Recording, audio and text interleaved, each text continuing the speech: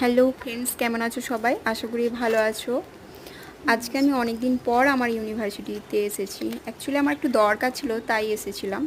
তো এসে আমার সেই পুরোনো দিনের কথা মনে পড়ে, তাই আমি এই সাইডটাতে এসেছি, যেই সাইডটাতে অ্যাকচুয়ালি ঝিল আছে, রবীন্দ্রভারতীর ঝিল যেটাকে বলে।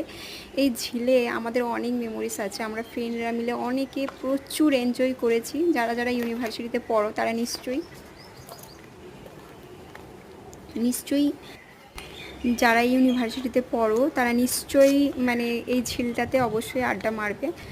আর এই ঝিলের পাশে রয়েছে রবীন্দ্রভারতী ইউনিভার্সিটির ডান্স ডিপার্টমেন্ট। চলো একটু সামনে গিয়ে দেখাই তোমাদের। এই যে ইউনিভার্সিটি ডিপার্টমেন্ট থেকে সবাই বেরোচ্ছে।